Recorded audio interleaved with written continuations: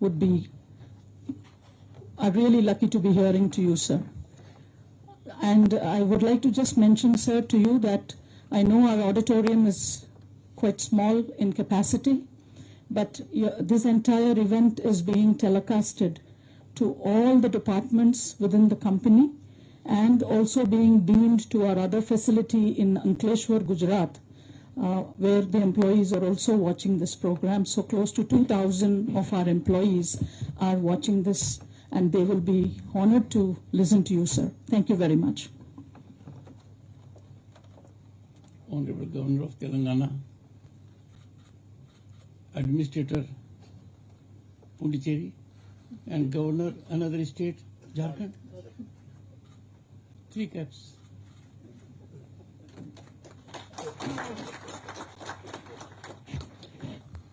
A man with rich experience of having been a parliamentarian for 2 terms and now holding this constitutional position. This constitutional position of the governor is no longer ornamental,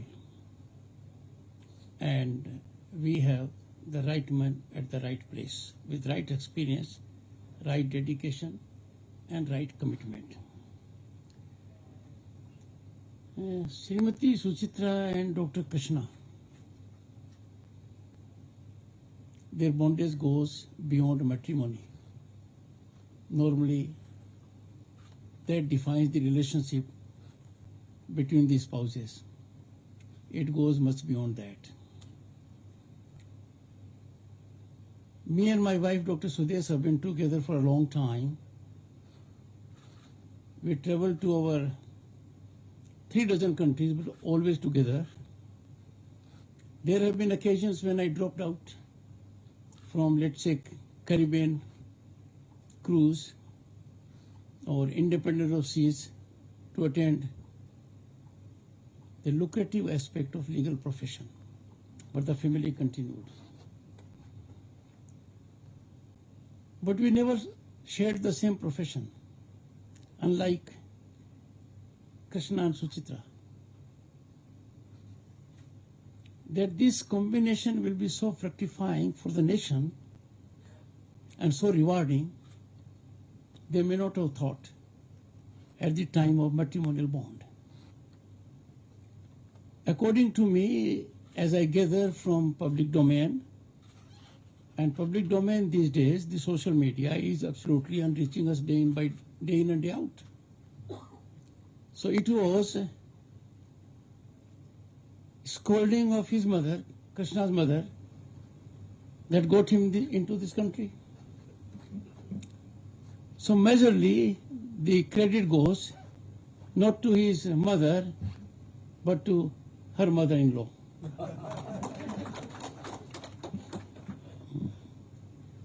I noticed them for the first time when honoris causa I was signing. The Chancellor has to sign it before the honor is conferred. By virtue of being Chancellor of the Chandigarh Punjab University, it was my great honor. I was surprised. How could both get it together? I got at the root of it. It was difficult to make out who has to be at number 1.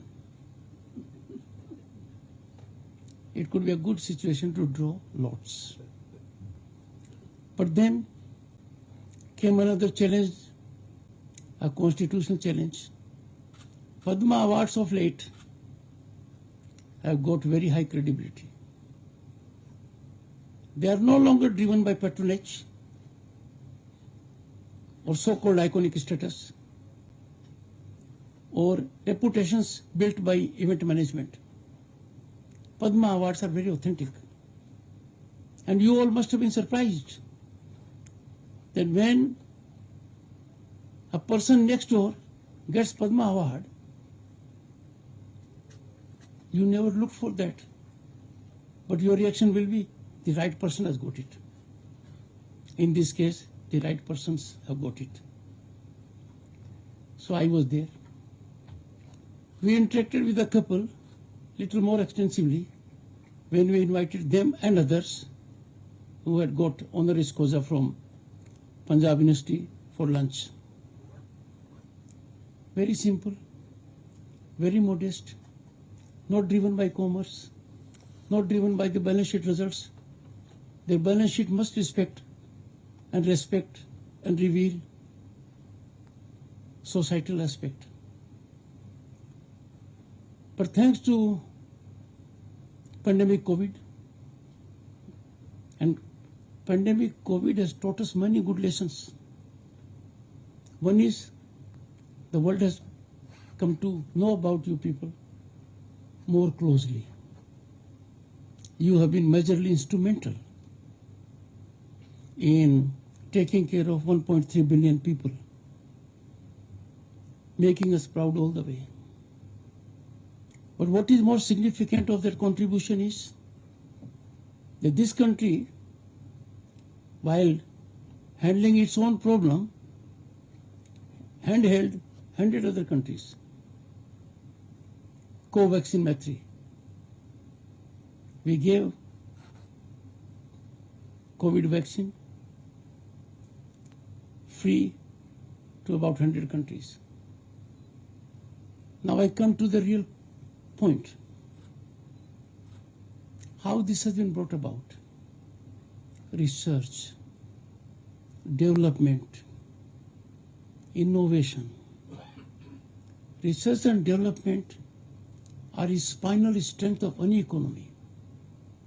They are the spinal strength of any nation. Execution is never a problem.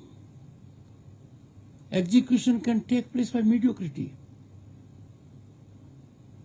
But developing up, let's say, particular medicine, being innovative about it, that's the greatest help you can contribute to the humanity at large.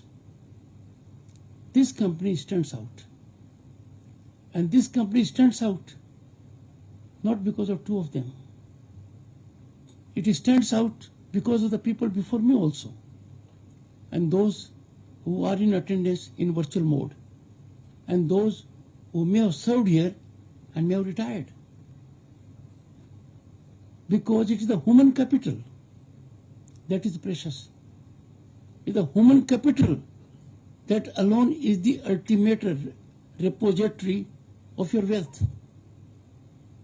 I have come across many educational institutions. People who are big in infra, never had academic inclinations, have excellent institutions, but faculty is missing. That's the situation. Your esteemed institution has truly set a benchmark in innovation, research, service, and dedication. You are not driven by commerce interest. Of course, every mechanism has to be sustainable. If it is not sustainable, it wouldn't work. Then this company has been a pioneer. And a pioneer is one who faces headwind more severely than others.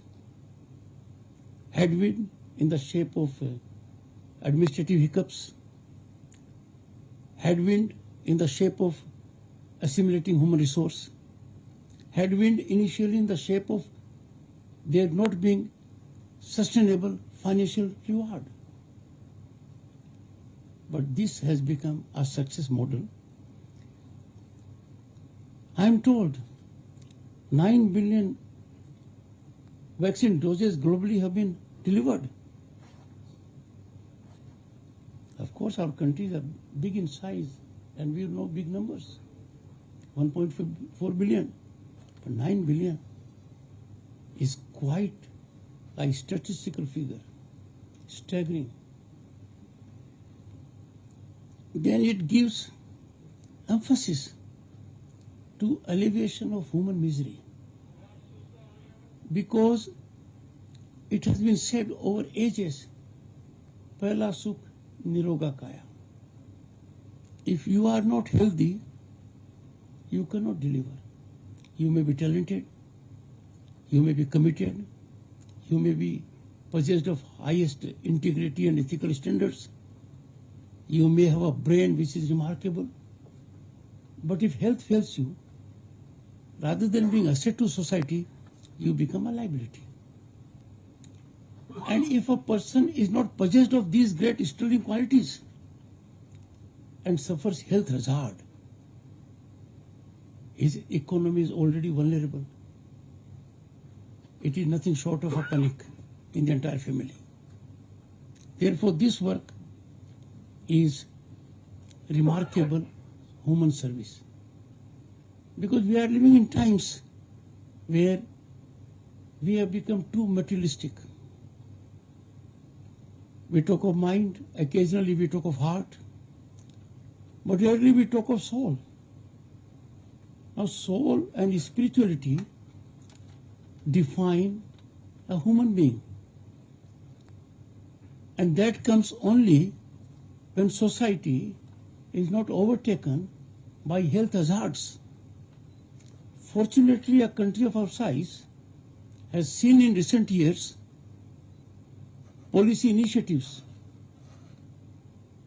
and schemes that have handheld the last in the row. I am talking about the program we have, health program we have in the country. I think its reach is beyond any program in the world.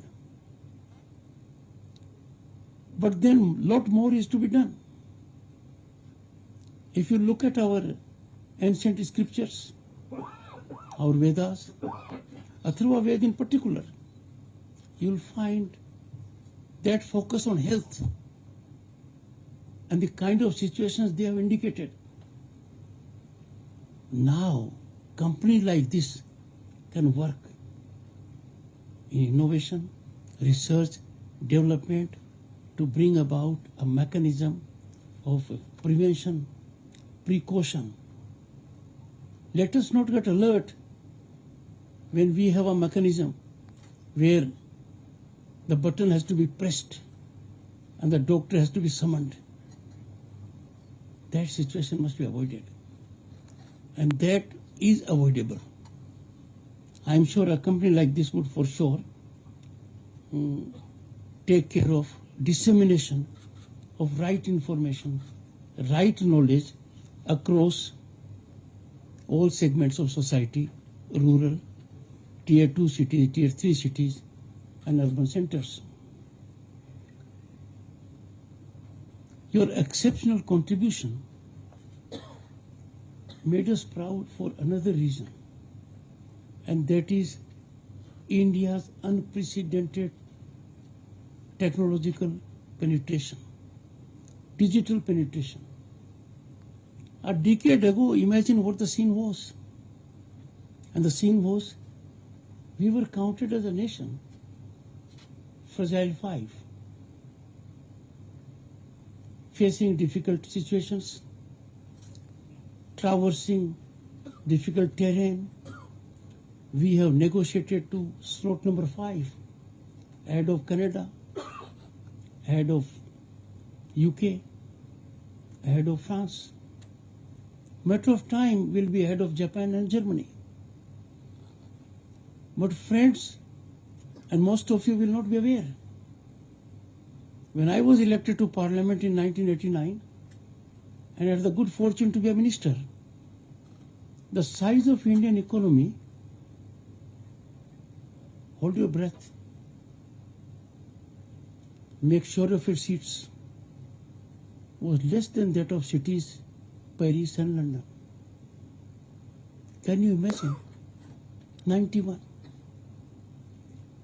Right now, our foreign exchange reserves are more than 600 billion.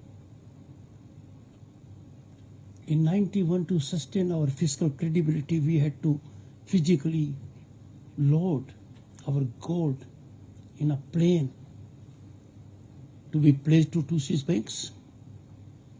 What I'm telling you is we have come a long way. We are at a place which I never imagined in 91. Never dreamt of. Never thought our Bharat will be what it is today. There is not a sector in which we are not in the big league. Let's talk of space.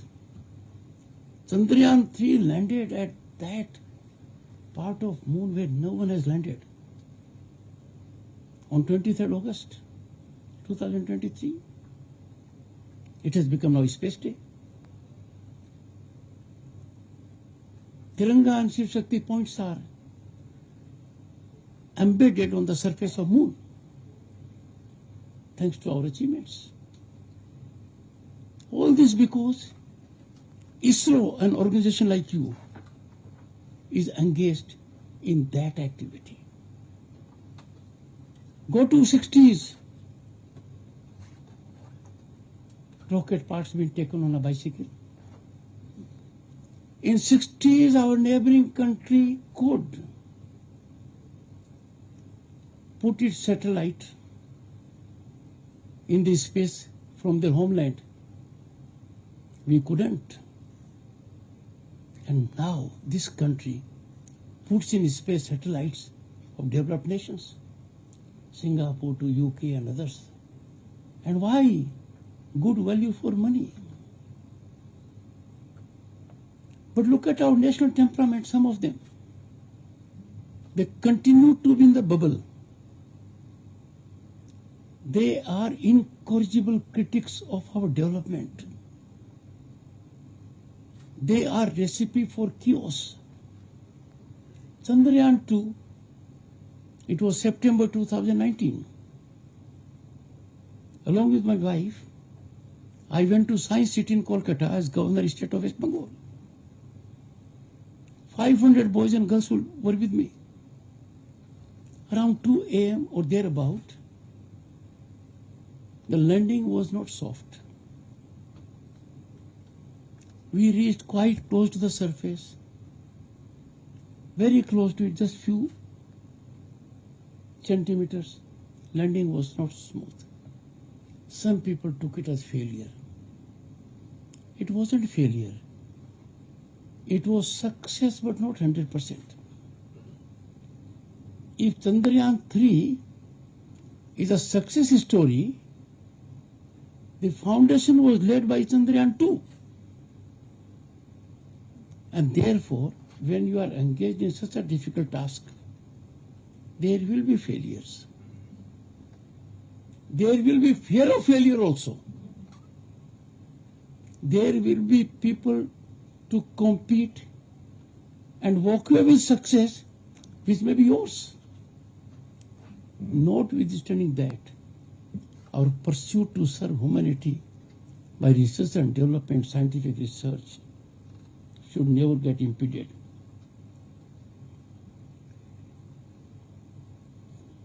Indigenous research is something on which we must focus. So there was a time when we would wait leisurely that a product will be developed in the West. Let's say a radio. We'll get it after about 5-6 years.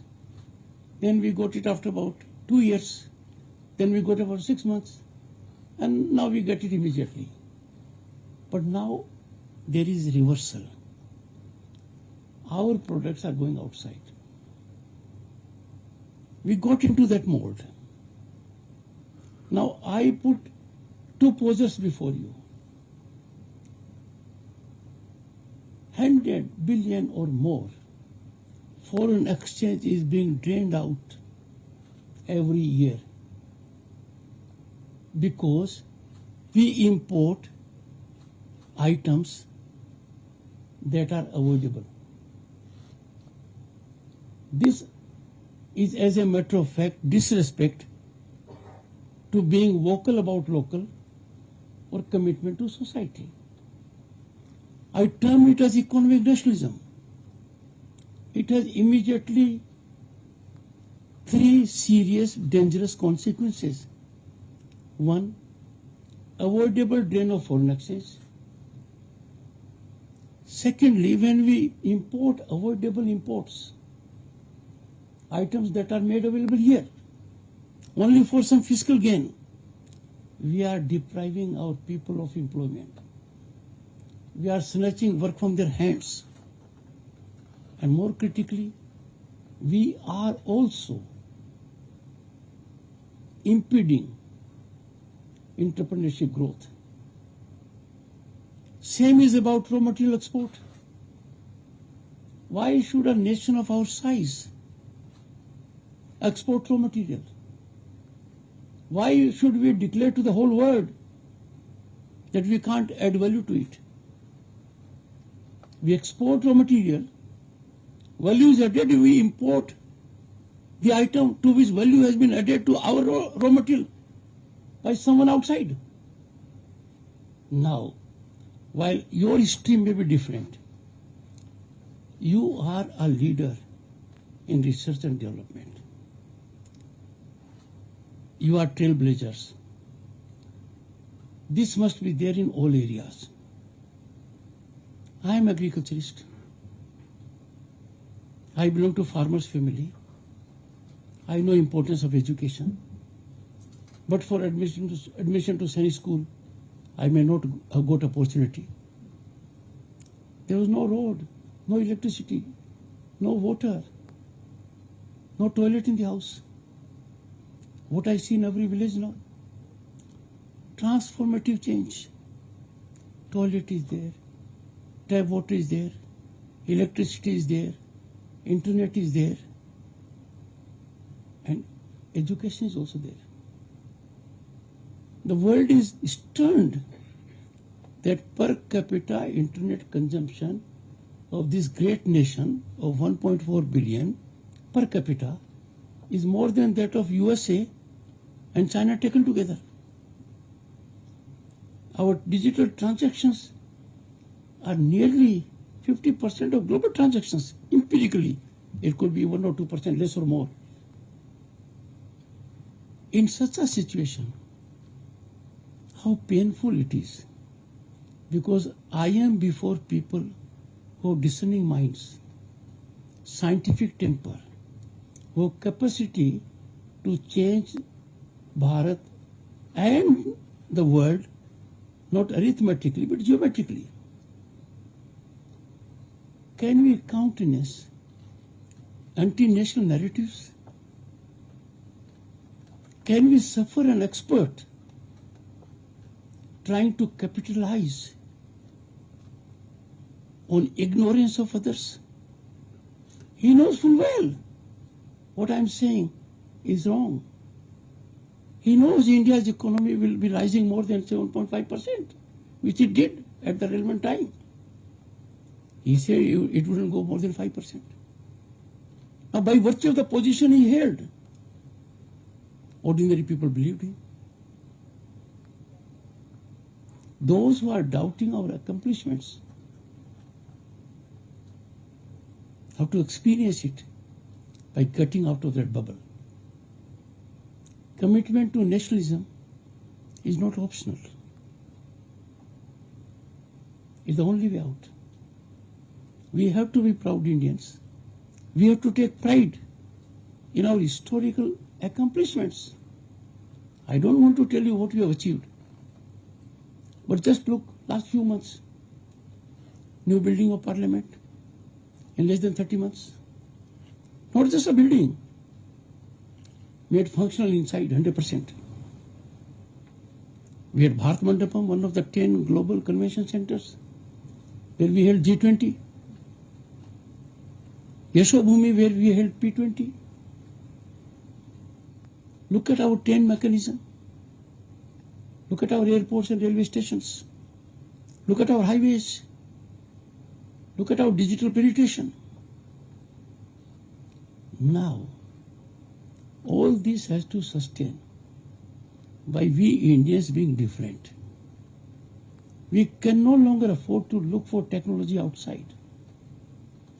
I'm happy to share with you that when it comes to disruptive technologies, you are aware of them. You are informed scientific minds. It is nothing less than a new industrial revolution. These technologies have entered our homes, our offices, our way of life. artificial intelligence, Internet of Things, blockchain, machine learning, and the kind. Now research has to channelize them. These technologies otherwise are like unregulated nuclear explosion. But if nuclear power is regulated, you get power. That is another challenge. So one Bharat Biotech is not enough. Hundreds are not enough. In a country of our size, the number has to multiply, and seriously. India is known as pharmacy of the world. Just imagine, the most populous country in the world is pharmacy of the world, means it has taken care of its own populace and then catering to others also. There is more to be done. Our radar has to focus on global issues. The world is finding it very difficult to deal with challenges which I call existential. They are challenges not for one country, not for one region, not for one kind of human race. These are challenges for the entire planet. Disease, health, food, climate change. And resolution lies only in research and development and technology. Friends, all over the world, academics have blossomed on account of corporates hand-holding them. If you look at institutions of repute in the Western world, they have become financial giants because their alumni have contributed. Industry has supported the research. How painful it is. And some of us within the country have doled out millions of dollars to those institutions, ignoring institutions at home. I'm not criticizing. They may have done it rationally, thoughtfully, for a valid cause. But I appeal from this platform, our corporates, they must handhold research and development. They must handhold our academic institutions. I was at a function recently where I put a point across for consideration. I do it here. CSR fund is defined by statute. For some companies, the amount will be such that even if there is a will, intent, nothing big can be achieved. But if corporates come on the same platform, that every year we will use part of CSR to bring one or two great research centers, institutes of excellence, they have funds from CSR. If they part with part of their CSR fund in a structured manner, it will do wonders. And in a decade's time, our country will be having institutions all over of that category. I think that is something we should be seriously focusing. Another thing which the team here can take note of and act is we have greatest talent pool reserve in the shape of alumni of institutions, IITs, IIMs, great colleges, other institutions engaged in science, technology, forensic science. They have their alumni. The alumni are all over. The alumni come together, engage into an activity to help their institute in infrastructure or otherwise. But if they constitute a think tank for policy formation of this country, I can assure you it will do wonders, including in your own line. They both have seen both the words. They were there and came in late 90s only here. Well, I don't want to take more time, friends, but all I can say is future belongs to Bharat. And why so? Our present is proof of it. At present, we are the only country of our size where economy is growing faster than anyone else. At the present juncture, we are the only country which is indicated by World Bank, IMF, World Economic Forum as a favorite destination of investment and opportunity. Presently, we are the only country whose human resource is contributing all over the globe in apex institutions. Presently, we are the only country of our size that has vibrant democracy constitutionally structured at all levels, from village to the center.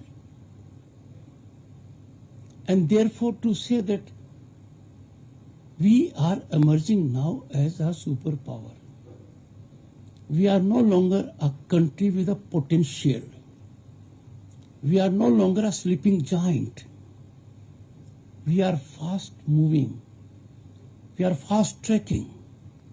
We have to see and ensure that our marathon march to Bharat 2047, when it celebrates centenary of its independence,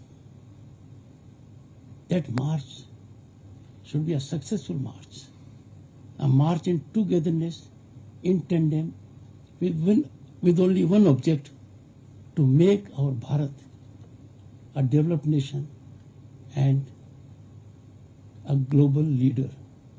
Because Bharat being global leader means for the entire humanity peace, stability. Look around in the history. The only country that has not believed in expansion. We had Rajas, we had Zamindars. They never believed in expansion. We suffered invasion. We never engaged in invasion. We absorbed everyone. We showed resilience. No other country can have that kind of civilization ethos of 5,000 years. Lord Buddha said, and I quote, "Change is not painful, but resistance to change is." And there was a pre-Socrates philosopher in Greece who said the only constant is the change. We are changing day by day. He also said the same man cannot enter the same river twice, because neither the river will be the same nor the man will be the same. Friends, I don't want to take more time. All I can say is that there must be synergic approach between all stakeholders in democratic governance with one object in mind, to ensure rise of the nation and relief to its citizens in all sectors, relieve them of health problems, empower them in education, make their life affordable, inspire them, and I see that all around. Right now, the nation is in a upbeat mood. There is an atmosphere of hope and possibility.